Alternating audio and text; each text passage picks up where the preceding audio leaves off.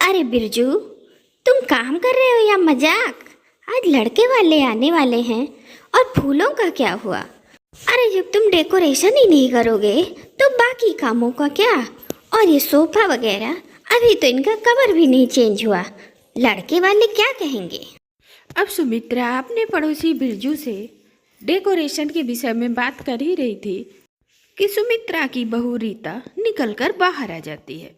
अरे ये सब क्या है मम्मी जी? आपने बिरजू भैया को क्यों बुला लिया? मैं 2 घंटे के लिए घर से बाहर क्या गई, आपने तो इसे शादी का घर बना दिया। अब मैं क्या बताऊं भाभी, मैं आंटी जी को समझा समझा के थक गया हूँ कि देखा देखी का काम नहीं करते। पर ये क्या है कि ये चाहती है कि घर के बाहर फूलों का एक बड़ा सा गेट और घर के अंदर फूलों की आंगनबाड़ी होनी चाहिए। पर अच्छा लगेगा ना बहू? हमारे जमाने में तो ऐसे ही फूलों का डेकोरेशन होता था। अरे मम्मी जी, आपके जमाने में होता था पर अब नहीं। लड़के वाले देखकर समझ जाएंगे कि ये कितना पुआ ढो रहा है। मम्मी जी, अभी वो लोग सिर्फ हमारी नंदिनी को देखने आ रहे हैं, अभी शादी नहीं हो रही है। फूलों की सजावट अभी ठीक नहीं। अरे बहू, लड़के वाले आएंगे, जब फूलों से सजा घर देखेंगे तो खुश हो जाएंगे। वो सोचेंगे हम जंगल से जाके फूल तोड़ के लाते हैं, फिर अपने ठाकुर जी को सजाते हैं, अपने घर को सजाते हैं। पर यहाँ कहाँ जंगल है मम्मी जी? अब पता नहीं मेरी सतयुगी सास को कौन कलयुग में छोड़कर चला गया। पर आजकल जमाना वैसा नहीं है मम्मी जी। ये सब सारा डेकोरेशन शादियों में सिर्फ होता है। बिरजू भैया, आप ही अपना सारा तामझाम उठा कर ले जाओ। मम्मी जी, अभी लड़के वालों के आने में टाइम है, तब तक मैं किचन देख लेती हूँ।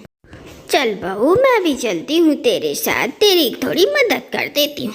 अरे नहीं नहीं नहीं मम्मी जी, आप यहीं बैठिए, टीवी देखिए। वो गोलू है ना, वो मेरी किचन में मदद कर देगा। अब रीता रसोई में चली जाती है।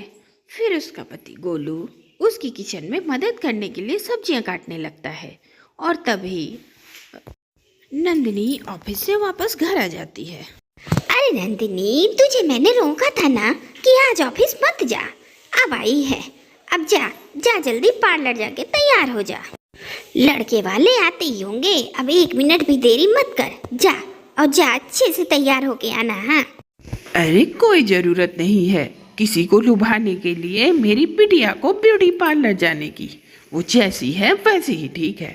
और हाँ, तुम्हारा मन है तो तुम चली जाओ। थैंक यू पापा, आपने तो मेरे मन की बात छीन ली।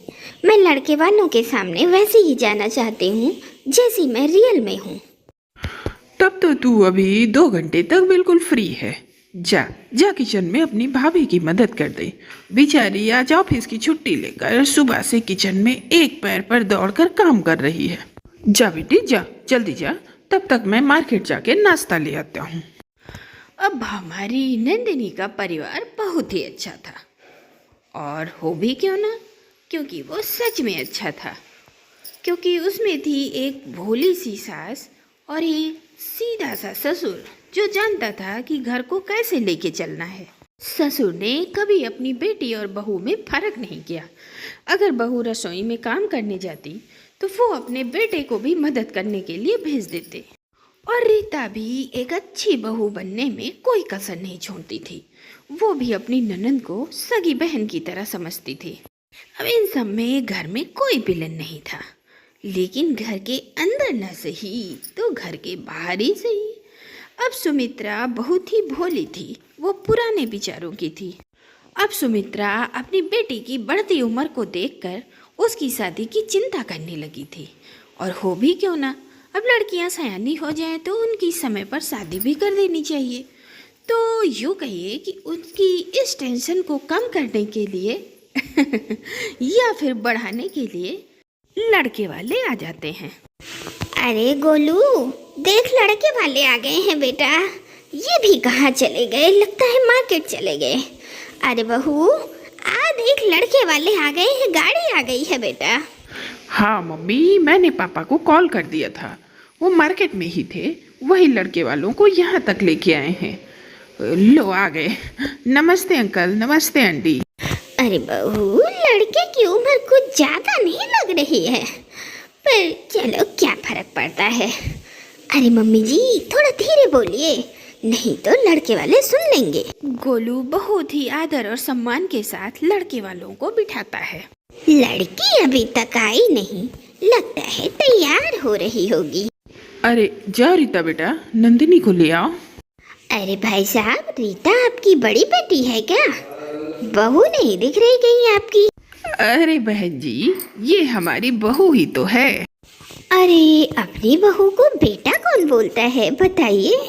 वैसे कितना पढ़ी हो बहू? शादी के पहले तक तो मैंने सिर्फ ग्रेजुएशन किया था।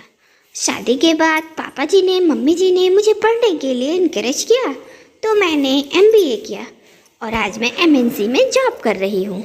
अब ये सुनते ही लड़के की माँ लड़की की तरफ तीखी नज़र से देखती है।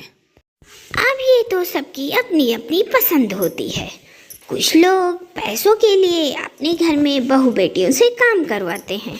हमारे घर में ऐसी नौबत ना आज तक आई है और ना आए भगवान। जो भी है जितना भी है बहुत है। अरे जाओ जाओ बहू, तुम नंदिनी को लेकर आओ। फिर रीता अंदर जाकर नंदिनी को लेकर आती है। नंदिनी सिंपल सी एक सलवार सूट में आती है और लड़के की बगल में जाकर सोफे पर बैठ जाती है। अरे वहाँ कहाँ बैठ गई बेटा, जरा इधर बैठो, जरा करीब से सामने से देख लूं तुम्हारा चेहरा कैसा दिखता है। अब वो क्या है ना बहन जी, आजकल मेकअप का जमाना है, लोग पेंट करके दाग धब्बों को छिपा लेते हैं। अरे नहीं नहीं बहन जी, ऐसी कोई बात नहीं है। हमारी नंदिनी को तो मेकअप पसंद ही नहीं है। वैसे बहन जी मैंने सोचा था लड़की साड़ी पहन कर आएगी। वो क्या है ना बहन जी, साड़ी में लड़कियां ज़्यादा खिलती हैं। चलो कोई नहीं, जीन्स पहन कर आ जाती, उससे अच्छा तो है सूट ही पहन कर आ गई। क्यों बेटा? जी जी बिल्कुल ठीक कहती हो। और बेटा क्या क्या बना लेती हो? जी सब कुछ बना लेती हूँ अंकल जी।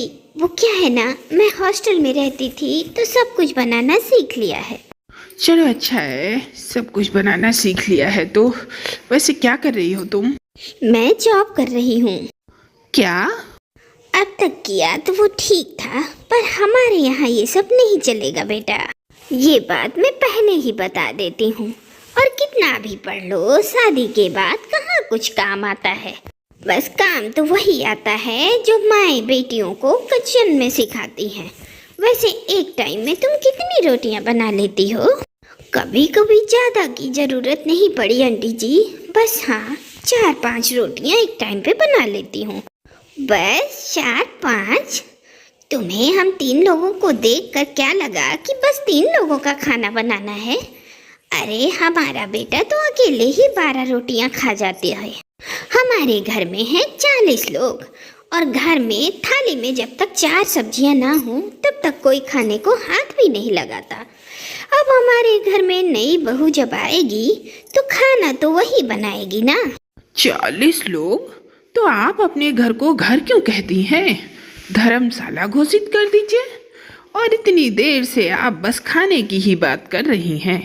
अरे कुछ और भी बात कर लीजिए। बेटा तुम्हें नंदिनी से कुछ नहीं पूछना? आगे बढ़कर लड़का नंदिनी से पूछता है। अब मान लो नंदिनी, कभी मेरे ऑफिस से कुछ लोग आ जाएं और उसी टाइम पे तुम्हारे मायके से भी लोग आ जाएं, तो तुम खातिरदारी किसकी करोगी? मेरे ऑफिस के लोगों की या अपने मायके वालों की? किसी की नहीं, वो खुद की खातिरदारी करेगी। अब इससे पहले कि मैं आप लोगों के सामने हाथ जोड़ूं तशरीफ यहाँ से ले जाने की, आप लोग बिना और कोई सवाल किए यहाँ से जा सकते हैं। ये क्या बात हुई भाई साहब? आप ऐसे कैसे घर आए मेहमानों से बात कर सकते हैं? अभी आपकी बेटी हमें पसंद ही आ रही थी कि आप तो ऐसे बदतमीजी से पेश आने लगे।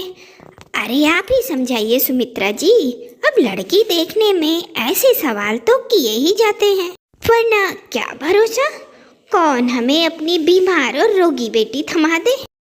इस घर में हमें आप ही थोड़ा समझदार लगती हैं, आप ही समझाइए इन्हें। भोली जरूर हूँ बहन जी, पर मूर्ख नहीं। आप लोग हमारी लड़की से ऐसे उल्टे पुल्टे सवाल कर रहे हैं। अरे मैंने बाजार में बेचने के लिए अपनी लड़की को खड़ा नहीं किया है। अरे नंदिनी बेटा, न जाने क्यों मुझे अभी तक तेरी शादी की फिक्र हो रही थी और अब तो इस बात की फिक्र हो रही है कि कहीं तेरी शादी किसी गलत घर में ना हो जाए। अरे नंदिनी बेटा, तू कपड़े बदल ले और ऑफिस जा। ना जाने तेरे 4 घंटे क्यों बर्बाद हो गए। तो नाश्ते की प्लेट हम हटा लेते हैं मम्मी जी। वैसे मम्मी जी ने पापा जी ने आपको जाने के लिए बोल ही दिया है, तो हम नहीं देंगे बेटी। वैसे आप कोर्ट क्यों नहीं ज्वाइन कर लेते? वहाँ ऑप्शन अपने क्लाइंट को दीजिए कि केस हार गए तो क्या होगा, केस जीत गए तो क्या होगा। जी नमस्ते, अब आप यहाँ से जा सकते हैं। इतना घमंड और इतनी बड़ी बोली, ऐसे तो आपकी बेटी जिंदगी भर घर पर बैठी रहेगी सुमित्रा जी। अरे ऐसी लड़की से शादी करने से अच्छा है कि हम बच गए। अरे अभी तो इससे मैंने चलवा कर भी नहीं देखा है, तो इसके पापा को अभी इतनी मिर्ची लग गई। तो अगर शादी हो जाती तो हमारे घर के मसलों में ये कितना ताका झाकी करते। बट हम तो आपके बेटे को चलवा कर भी नहीं देख सकते आंटी जी। जिस आदमी की रीढ़ की हड्डी ही नहीं, भला वो क्या चलेगा। वैसे आप लोगों को अपनी और इंसल्ट करवाना है तो यहाँ रुक सकते हैं, वरना वो सामने रहा दरवाजा। और इस तरह से नंदिनी का रिश्ता टूट जाता है, जिससे उसके परिवार वालों को बहुत खुशी होती है और वो रात में जाकर रेस्टोरेंट में पार्टी करते हैं।